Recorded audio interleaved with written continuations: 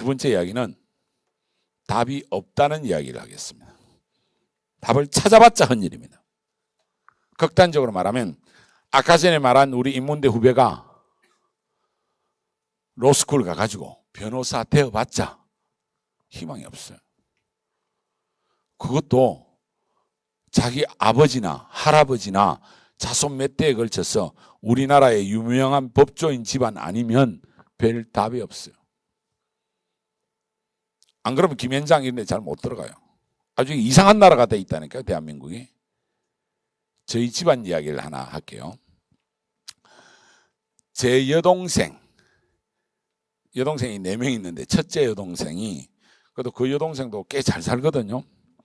그리고 나름대로 사회적으로 위치도 있고 한데, 그 여동생의 딸이 둘이 있는데, 애가 둘인데 딸인데, 첫째 딸이 그야말로 거의 천재입니다. 천재. 내가 봐도 우리 조카지만은 초등학교 때 보니까 머리가 엄청 뛰어나, 공부도. 근데 얘가 바이올린을 하는데 선생님들이 절대 응감이라는 거예요. 바이올린도 대회 나가면 맨날 1등하고 이러는 거예요. 저 시골 마산에서 저 남편이 약국을 하고 있었는데, 그러더만은 얘 음악 시키겠다 그러더라고. 그래서 내가 우리 여동생한테, 야, 클래식 시장 그거는 그들의 리그야. 그냥 공부를 하는 게 맞다, 얘네 보니까. 근데 굳이 잘하고 막 1등하고 이러니까, 예원 합격하고 이러니까 계속 바이올린 했어. 그래서 서울예술고등학교 수석 입학, 서울음대 기악과 수석 입학, 수석 졸업. 그럼 지금 막 세계적인 바이올리니스트를 하고 있냐? 아니에요. 걔가 해보니까 이 세상이 너무나 빡빡하니까 서울대 다니면서 경영대 복수전공. 애가 머리가 튀어나니까. 그래서 서울대를 졸업장을 2개를 받았어요. 그리고 고대 로스쿨 가서 이번에 변호사 돼 있어요.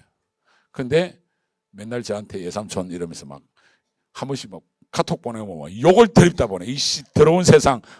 내가 이렇게 죽도록 하는데 300만 원밖에 못 받는다고. 지금 수습하고 있으니까 300만 원 받는데, 이게 앞으로 어떻게 될지 알 수가 없어요. 지금 우리 30대 초중반 젊은 친구들이 이 사회에서 스펙이 화려하다고 우리 부모님 세대처럼 그렇게 성공할 수가 없어요. 왜 없느냐? 그 답이, 제가 이게 사실 화요일 날 포시전 호텔에서 머니투데이에서 하는 지식 포럼에 제가 발제자거든요. 그 발제할 내용을 제가 오늘 가져왔어요. 요약해서 말씀드릴게요. 제목이 부모의 시대, 자녀의 시대인데, 다음 한번 넘어가 볼게요. 지금 우리가 살고 있는 세상을 구조적으로 이해를 하셔야 돼요. 지금 우리나라의 가장 큰 문제는 대입제도의 모순이다, 검찰 개혁이 되니 안 되니, 이게 아니에요. 한국의 미래를 놓고 보면 정말 이거 해결하기 어려운 인구 구조의 모순이 너무나 심각한 나라예요. 극단적으로 말하면 오늘 오신 우리 학부형들의 자녀들은 지금보다 더 풍요롭고 행복하게 살 가능성이 앞으로는 절대로 없는 세상을 우리가 맞이할 가능성이 있어요. 인구학적으로. 지금 1970년대는 우리나라 인구 구조가 이렇게 피라미드형이었어요. 이거 뭐 중고등학교 다닐 때 배웠잖아요. 다산다사. 많이 태어나고 많이 죽고. 그러니까 위에 늙은 사람들이 별로 없으니까 먹여 살리는 데 대한 부양 책임이 그렇게 높지도 않고, 여기 어린애가 엄청 많이 태어나줬기 때문에 조금만 있으면 14, 15년만 있으면 다 생산 연령층으로 들어가니까 경제가 활력이 조금만 있으면 빵빵하게 나오게 돼 있어요. 저런 구조. 그렇게 해서 우리나라가 2000년대까지 점점 구조가 어떻게 바뀌었냐면 이렇게 종 모양으로 바뀌었단 말이에요. 이 종 모양이 가장 인구 구조가 경제적으로 볼 때 생산의 관점에서 활력이 있는 거예요. 생산 연령층이 제일 많으니까 15세부터 64세. 그래서 이렇게 약 30년간 우리는 세계 어느 나라도 이루지 못한 이 실질 경제 성장률을 제가 정리해 놓은 건데, 밑에는 국내 총생산인데 그건 그림이 잘 안 보입니다. 총생산이 우리가 IMF 때 잠깐 한번 지어봤고 80년 신군부 때 잠깐 지어봤던 이 특이한 상 빼면 평균 10%가 넘잖아요. 30년을 평균 10%를 넘는 고도성장은 인류 역사에서 한강의 기적밖에 없어요. 세계에서 두 번째로 못 살던 나라가 세계 10대 강국이 된 거죠. 그럼 이 강국이 잘 갈 수 있느냐? 이 점의 인구 정책을 너무 잘못 썼어요. 인구가 막 늘어나니까 겁이 나가지고 저출산성책을 썼거든요. 나중에는 제가 고등학교 한 2, 3학년 때는 막 하나만 낳아 잘 기르자 이러다 지금 문제가 터져버린 거예요.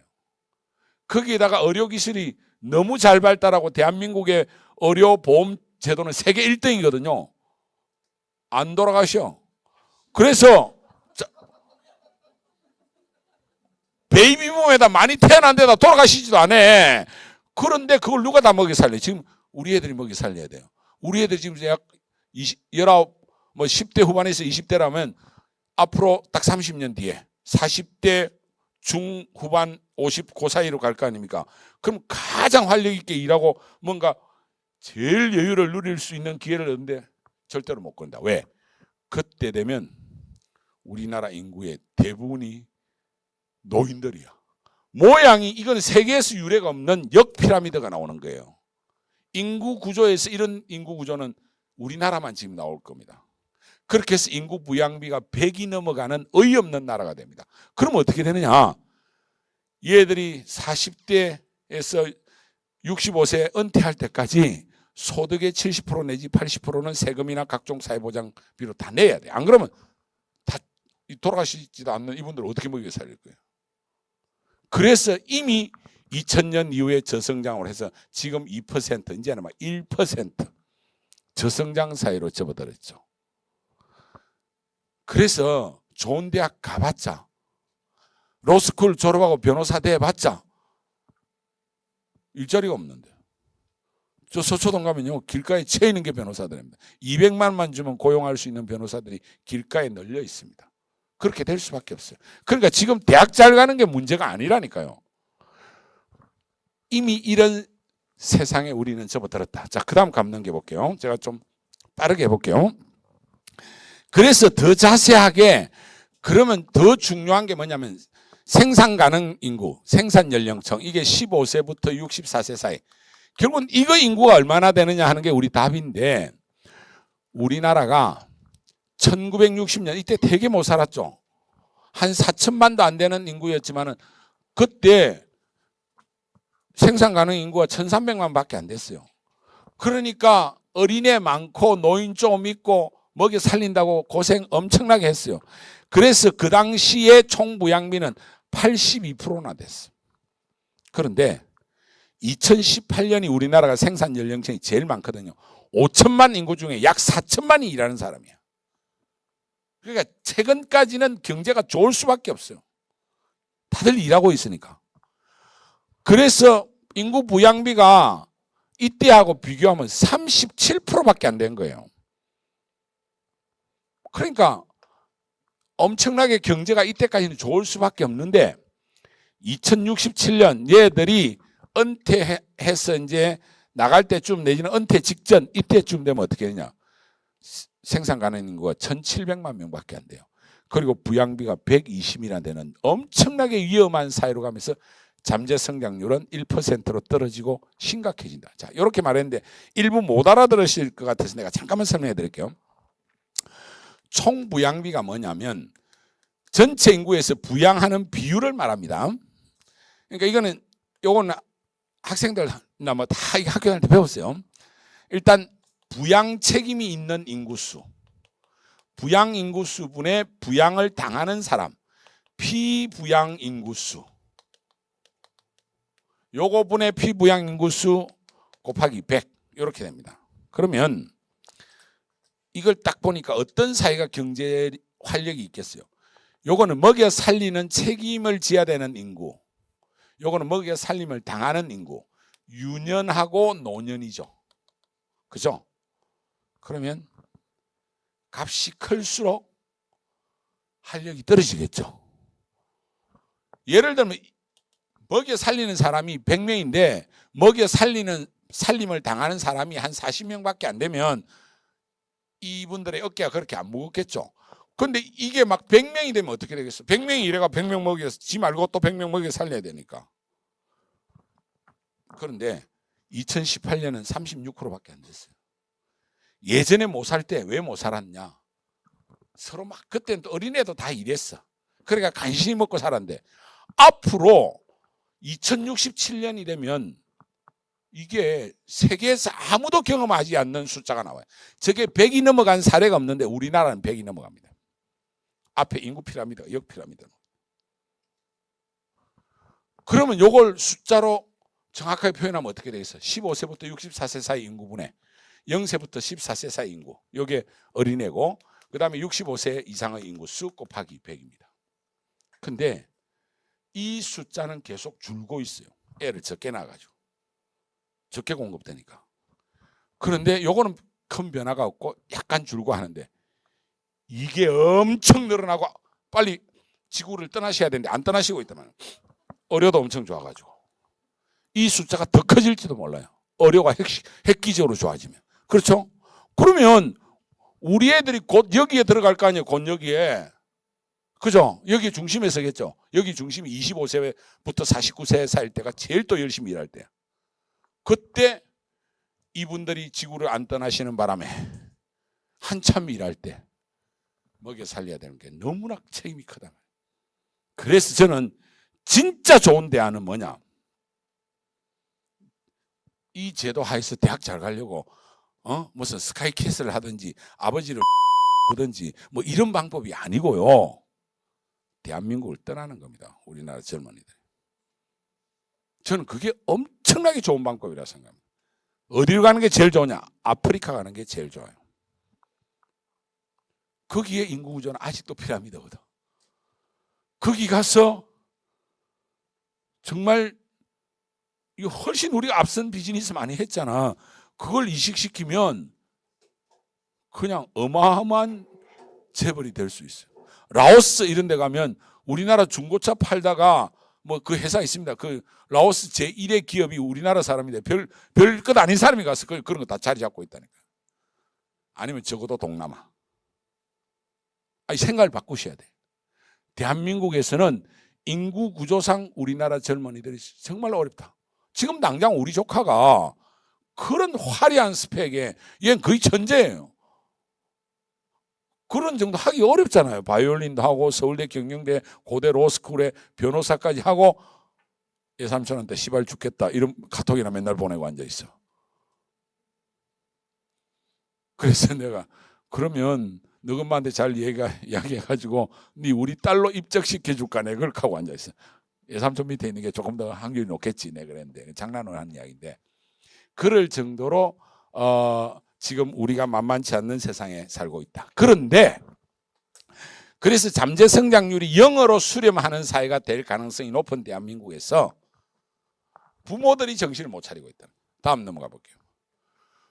부모의 시대는 일시적인 특이한 시대였단 말이에요. 30년간 고도 압축 성장의 중심에 여러분들이 있었잖아요. 그때는 매년 10%씩 증가하니까 어떻게 되겠어? 대학 졸업하면 서로 데려가려고 했죠. 기업에 들어가면 기업이 막 계열사를 맨날 만들어. 그래서 부장 열심히 하고 있는데 갑자기 저 계열사 가서 사장하라 그러고 그런 일들이 많았어요. 심지어 현대건설 과장에서 좀 잘 나가고 있었는데 갑자기 현대자동차 사장으로 데려가가지고 대박 내다가 대통령까지 됐잖아요. 이게 이명박 신화잖아요. 이게 부모 세대의 30년간 고도 압축 성장의 단면을 보여주는 거예요. 그래서 부모 세대는 어떤 생각을 했냐? 대학을 잘 나오는 게 곧 성공이었어. 부모의 시대는 명문대 진학 이꼴 성공. 그래서 이런 대기업들에 다 가고 그래서 한국적인 치열한 입시가 나왔어요. 근데 이분들이 이제 자녀를 낳고 애들 중고등학교 보내니까 자기가 그 경험을 해놓으니까 우리 애들 시대도 대학 잘 나오는 게 중요할 거다 생각하는 바람에 대한민국의 사교육이 상상도 못할 정도로 비약적으로 큰 산업이 돼버렸죠. 한국의 사교육은 고도 압축 성장, 한강의 기적이 만든 또 하나의 부산물입니다. 그래서 저는 대한민국의 사교육은 고도 압축 성장의 부산물에 지나지 않는다. 부모 세대의 경험을 자녀에게 이식하려는 일종의 착시 현상이다. 이제 그런 일 안 일어난다. 제가 사교육 기업의 총수 아닙니까? 저희가 회사를 10개나 넘게 가지고 있는데 저는 어떤 생각을 하느냐, 갑자기 사교육이 절벽이 일어날 거다. 대한민국의 사교육은 어느 한순간 빵 떨어져서 사라질 거라고 생각해요. 그게 10년, 길어도 20년 안에 사라질 거라고 생각해요. 그래서 우리는 그래서 다양한 지금 메가스터디 그룹 안에서는 어떤 사업 영역의 어떤 변화를 추구하고 하는데 그래도 아직 메인은 입시입니다. 그런데 이 입시가 효용성이 없다는 게 바로 곧 증명될 거다, 이런 이야기입니다. 자, 그 다음 넘어가 볼게요. 그래서 우리 부모님 세대부터 생각을 좀 바꾸셔야 된다. 교육 패러다임이 이미 바뀌었다. 부모님이 경험했던 그런 시대가 아니다. 이미 경제성장률 2%에서 0%를 향해서 가는 지금 이렇게 가는 저성장 시대에 들어갔다. 그리고 인구는 곧 감소하는 쪽으로 간다. 그러면서 역피라미드에 심각한 문제가 온다. 거기에다가 고령화가 얼마나 심각해지느냐, 아예 노인만 가지고 따로 부양비를 한번 계산해 봤어요. 이건 다 통계청 자료입니다. 그리고 예상 자료고 2000년에는 10%밖에 안 됐어요. 2020년 내년이 21%밖에 안 되는데 이게 비약적으로 2050년, 여러분들 2050년 여러분 자녀가 상당히 중요한 시대예요. 그때 77%나 돼요. 얼마 전에 10%였는데. 그럼 노년부양비가 뭐냐? 여기서 생각해 보면 되잖아요. 여기 생각해 보면 뭐겠어요? 노년부양비는 총부양비가 이거면 15세부터 64세 분의 생산 연령층분의 65세 이상의 인구수 곱하기 100이 노년부양비입니다. 어린애 뺀 거예요. 그러면 먹여 살릴 책임이 있는 생산 연령층이 노인들 먹여 살리는 비율이 막 2000년 때도 우리 이제 노령화 사회에 접어들었다 그랬죠. 그 10%밖에 안 됐어요. 이게 7%가 넘어가면, 전체 인구에서 노인 인구의 비율이 7% 넘어가면 이제 노령화 사회라 하는데, 이제 우리는 초노령화예요. 그때 부양비가 이거밖에 안 됐는데 20년 만에 2배 늘었죠. 여기 30년 만에 이거 3배 이상 늘잖아요. 77%. 저는 견딜 수가 없어요. 그런데 2067년, 이 문제 2067년에 가면 애 빼고 일하는 사람이 그것도 일 다 안 하잖아요. 저희 연령층. 전업주부 같으면 직접 돈을 벌지는 않잖아요. 그러면 이 직장 생활하는 이 아저씨들 30, 40대들 어깨에 아새끼 한두 놈, 와이프, 노인 거의 2놈을 짊어지고 가야 되는 세상이 온단 말입니다. 그러면 대한민국은 지금과 같은 생산 방식으로는 나라를 이끌어 갈 수가 없어. 그럼 어떻게 해야 되느냐? 이제는 천재가 나와야 돼. 엄청나게 창의적이고 한 명의 생산 능력이 막 100만 명 이런 정도의 어떤 창의적이고 천재의 그런 인재가 양성 안 되면 30년 고도압축 성장은 성실하고 열심히 일하는, 왜? 그때는 중화학공업이고 기본 IT고 그런데 이제는 4차 산업에 의해서 전혀 다른 세상에 오니까 이제는 방탄소년단이 여기저기서 튀어나와야 돼. 그렇지 않으면 대한민국은 이 부양비를 견딜 수가 없게 된다. 그래서 오늘 오신 우리 학부형들 중에서 애들이 대학을 잘 가고 이거보다는 우리 애가 우리나라 미래를 위해서 정말 창의적이고 천재적인 역량이 어디 숨어 있는지 그걸 찾아낼 것인지 아니면 아프리카로 갈 건지 뭔가 이런 결단을 하시는 것이 저는 훨씬 더 이 상황에 맞다. 대학을 잘 가겠다는 것은 어머니들 자기들 경험이라니까요. 지금 대학 잘 가도 아무 소용 없다니까요. 그건 알잖아요. 아는데 다들 학원 보내고 수시 다들 막 학종이 중요하다고 이러니까 자꾸 거기 뛰어다니는데 그 우리 조카 그 천재잖아. 학종까지 모든 거 다 그 완벽하게 얘는 다 해내요. 그래서 중요한 콩쿠르에서 대상도 받고 그 다음에 수석 졸업하고 서울대 현악기 중에 바이올린이 악장을 맡거든요. 서울대 오케스트라에 악장도 했고 스펙이 완벽한 애예요. 그래도 만만치 않는 세상이 되어 있단 말입니다. 그래서 내가 변호사 해보니까 지랄 같대요. 이거 올라가는 게 도제식이고. 그래서 그럼 때리치우고 사업해라 내 그러는데, 얘가 때리치우고 사업을 해서 뭔가 폭발적인 걸 할런지 그건 내가 모르겠는데, 지금 구조 속에서는 만만치 않는 세상 속에 살고 있는데, 그러면 좀 뭔가 어떤 자리를 잡아서 간다 해도 결국은 대한민국에서는 세금으로 다 뜯길 거라는 거예요. 앞으로 세제는 점점 더 가진 자에게 누진 적용이 훨씬 더 강하게 할 수밖에 없는 세상이 우리 앞에 곧 온다. 자, 그래서 새로운 직업이 앞으로 탄생할 거고 교육의 변화가 필요하다. 개인의 다양성과 창의성이 요구되는 교육 패러다임의 대변화가 지금 우리 앞에 오고 있다. 그러면 부모는 생각을 바꿔야 된다. 그러면 자녀의 시대는 어떠냐? 우리 자녀들이 살아가는 시대는 이 이야기 혹시 들어보셨는지 모르겠는데, 뭐 블루 칼라, 화이트 칼라 이런 건 들어봤죠. 그런데 뉴 칼라는 못 들어봤을 것 같은데요. 이게 벌써 한 3년 전에 나온 이야기입니다. 이제 뉴 칼라의 시대가 온다. 이게 누가 한 이야기냐면 지니 로메티라는 IBM 회장이 2017년 스위스 다보스에서 매년 하죠. 다보스 포럼, 세계 경제 포럼에서 기조 연설을 한 내용입니다. 무슨 이야기냐면, 인간이 농경사회로 살다가 18세기 중반에 전기기관을 발명하면서 산업화가 됐죠. 이제 공장이 생기고, 그래서 이 블루칼라가 나오기 시작했어요.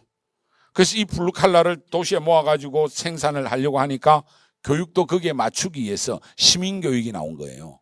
초중고 이런 시스템이 지금 그때 나온 거고, 그리고 그 산업혁명이 1차, 2차, 3차를 넘어가면서 이제는 이런 블루칼라나 이런 건 자동화로 많이 가면서 사무직 화이트 칼라가 중요해졌죠. 그래서 이 화이트 칼라를 잘 양성하려고 하니까 유니버시티가 필요한 거죠. 대학 체제가 나오고.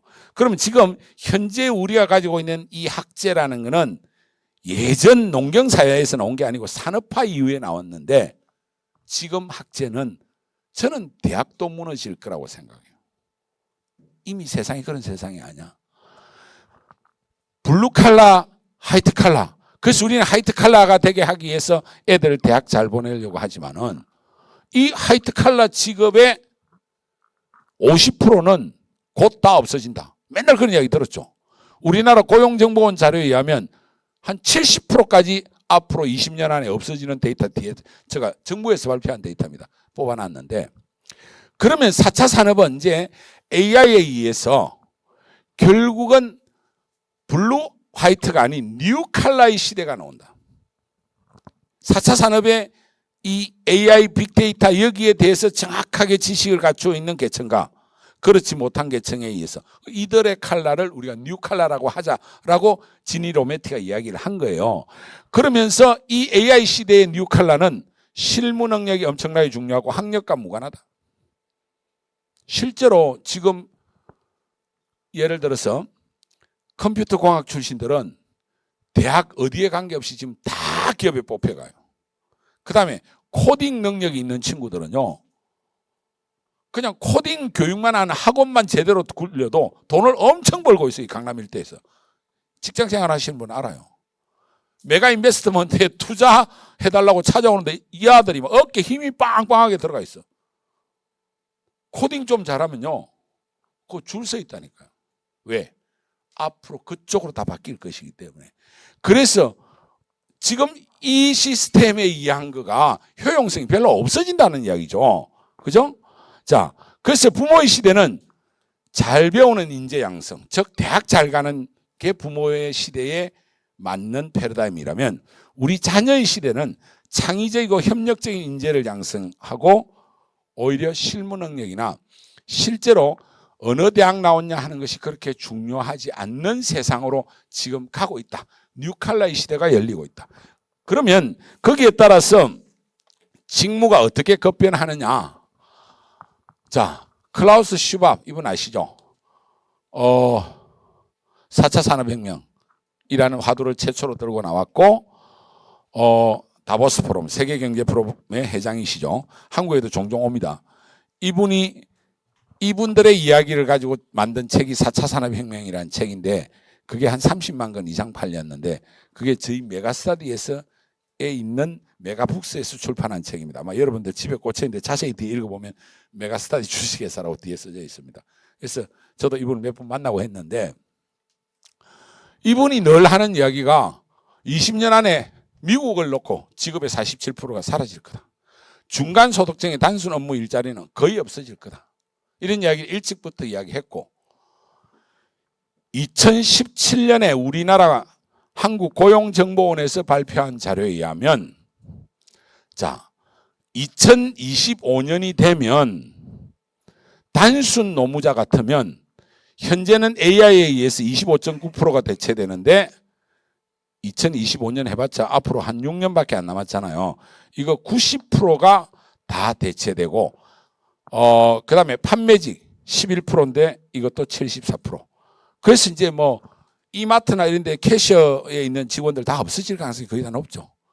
아마존고 미국 가보시면 경험하셨을 건데 들어가서 이것저것 들고 나고 썩 집에 갔는데 다 계산도 돼 있어.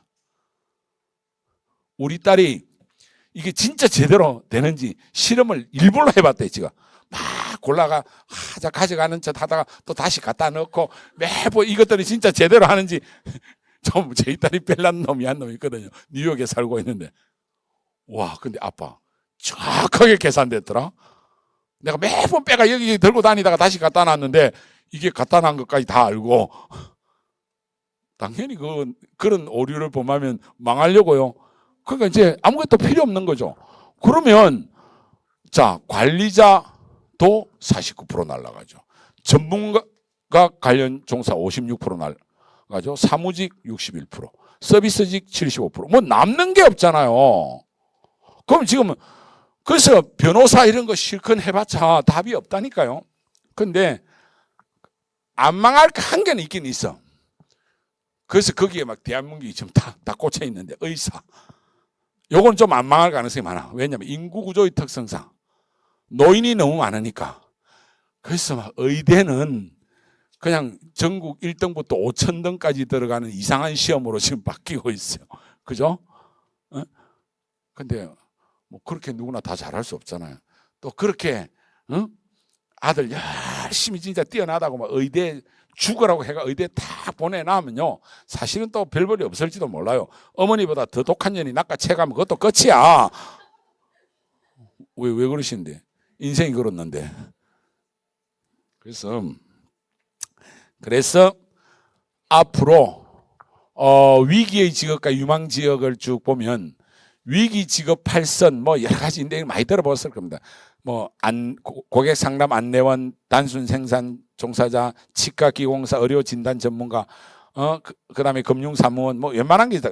유망 직종은 이거 보니까 전부 다 이런 거예요. 사물 인터넷, 인공지능, 빅데이터, 가상현실, 3D 프린팅, 드론, 생명공학. 그래서 이과 쪽에 그렇죠. 그래서 자녀들의 미래를 놓고 이야기할 때 아무래도 보통의 수준을 놓고 봤을 때 문과보다는 이과 쪽이 훨씬 더 특히 AI가 관련된 이쪽을 선택하는 것이 옳다고 생각합니다.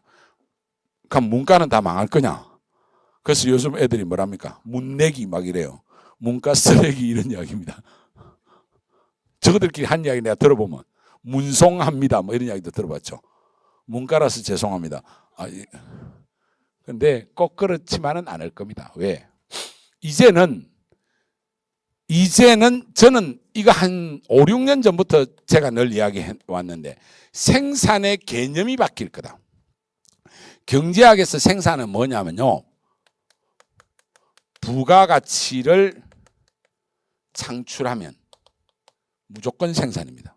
뭘 통해서 부가가치라는 거는 쉽게 말하면 돈이 늘어나는 겁니다.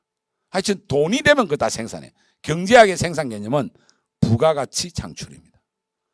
그러니까 뭔가 돈을 늘려야 되는데 그 뭘 만들어 가지고 또 더 만들든지 뭐 유통을 해서 중간에 마진을 만들든지 이렇게 강의를 해가지고 수강료를 받아서 이건데 이 생산 개념이 달라질 가능성이 있다. 왜? 실제로 그런 형식의 생산에 종사하는 사람은 거의 다 4차 산업에 의해서 상당히 AI나 많은 것에 의해서 대체되면 나머지 사람들 뭐 하는데 그럼? 놀아야죠. 놀면 정부에서 수당이 나오든 아니면 기업체에서 노는 것 자체가 하나의 부가가치가 되는 시대가 분명히 올 거다. 그렇게 하지 않으면 우리는 살아갈 수 없는 세상이 올 거라고 저는 생각해요. 그래서 우리 애가 잘 놀면 잘 노는 것에 의해서 부가가치가 만들어지는, 지금은 상상할 수 없는 그런 시대가 분명히 오야만 합니다. 오지 않으면 이 경제가 돌아갈 수가 없어요. 그런데 벌써 이제 잘 노는데 이 노는 것도 기업화가 돼 가잖아요. 그래서 우리나라의 각종 이런 이 뭡니까, 이 연예인들이나 이런 쪽의 회사들이 기업 가치가 엄청나게 올라가고 있잖아요. SM 같은 경우 SM이 지금 얼마냐면 시가총액이 메가스터디 교육보다 훨씬 비쌉니다. 메가스터디 교육은 한 4천억 하는데 SM은 8천억 합니다. 시가총액이. 제가 한 5년 전에 강연을 할 때 신동이라는 친구를 예를 들었어요. 슈퍼주니어의 신동. 그 친구하고 한 10년 전에 잠깐 방송을 몇 번 같이 했어. 그래서 별이 빛나는 밤에 MBC 그거 나가서 얘가 나왔더라고. 그래서 같이 대화를 하는데 몇 마디 하고 나서 끝나고 나서 선생님이 되게 유명하시다면서요, 사인해 주세요 이러더라고. 연예인한테 내가 사인 어떻게 해주냐는, 유명하다고 들었어요. 야, 나를 몰라. 얘가 손사타만 알아야 되는데 몰라서 죄송합니다 하면서 뭐라 했냐면, 저 일산 저동고등학교 나온데 저는 공부 하나도 안 했고 천만 쳤는데 수능 80점 받았습니다. 이렇게 막 아주 당당하게 이야기하더라고. 200점 만점 시절에 80점 받았대. 야, 뭐 그래도 지금 슈퍼주니어 잘 나가시는데 그때는 그렇게 잘 나가는 줄 몰랐어요. 그러고 한 5년 전에 보니까 어느 기사에 보니까 슈퍼주니어가 기업 가치가 1,000억이야. 그 슈퍼주니어 하나만 가지고. 와, 대단하다.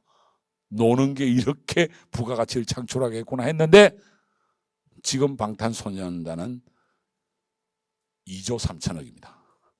그 빅히트 엔터테인먼트는 앞으로 얼마까지 갈는지 모르겠습니다.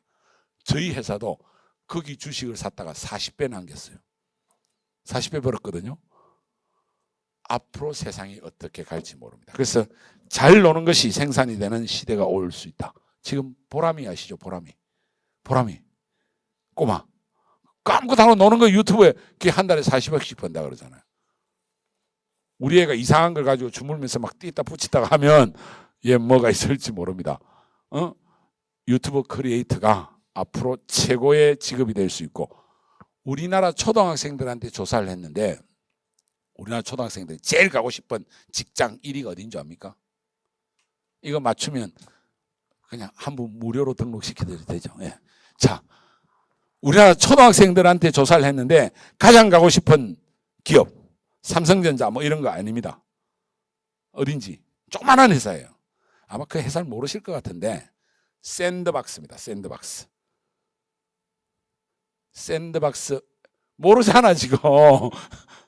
어린애 있으면 물어보세요. 뭐 하냐면 유튜브 크리에이터 소속사 또는 크리에이터 양성하고, 하여튼 유튜브에서 크리에이터 되고 싶다면 처음 그 회사에 관심이 많아요. 샌드박스라는 회사가 있습니다. 이 회사가 초등학생이 들어가고 싶은 가장 인기 있는 회사. 그래서 부모님들은 일요일 날 시간 내 가지고 이렇게 우리의 수시를 어떻게 뚫을까, 일본으로 가볼까, 뭔가 여러 가지 답을 찾고 있지만은 우리 애들은 이미 바른 답을 찾고 있어요. 앞으로 세상이 달라진다는 거. 그래서 저는 소중한 시간 내서 오셨지만은 너무 걱정하시지 마라. 오히려 자녀한테 맡겨놓으면 얘들이 결국은 대한민국의 미래를 책임질 애들이기 때문에 현재의 이 불합리한 입시 제도를 뛰어넘어서 얘들의 미래에 맞는 역삼각형의 인구 구조, 역피라미드의 심각한 인구 문제도 뚫어낼 거다. 결국은 그런 창의적이고 역동적인 인재가 미래를 찾아낼 거라고 생각합니다. 그렇지만은 부모된 마음에서, 자, 그러면 대한민국에서 이 입시 제도에서 답을 못 찾는데 어떻게 해야 될 거냐. 저는 사실은 이 구조화에서 좋은 대학 가는 것보다는 대학을 가려고 하면 차라리 가까이에 있는 일본에 있는 대학 가는 게 훨씬 쉽고 비전이 있습니다. 제가 생각할 때 오늘 이 설명회를 하기 때문에 내가 그걸 소개해 드리는 건 아닙니다. 대한민국은 진짜 대입제도가 너무나 복잡하고 어렵게 되어 있기 때문에 극소수의 학생만 성공할 수 있다. 그리고 앞으로 우리 아들, 딸들이 글로벌하게 가야 된다고 저는 생각해요. 여기에 멈춰 있으면 답이 없다. 우리 애가 한 중간 정도 애매하다 하면 대한민국을 떠나서 다른 나라 가서 사는 게 저는 훨씬 나을 거라 생각해요. 왜냐하면 인구구조상 부양비를 견딜 수가 없는 세상에 온다. 그럼 결국은 어떻게 해야 되냐? 정부가 가감하게 이민정책을 써서 생산연령층을 이민으로 두텁게 만들어내야 돼요. 지금 뭐 그런 거 해야 되는데 맨날 촛불 들고 이지랄을 하고 앉아 있으니까 제가 볼 때는 진짜 걱정되는 나라예요. 그래서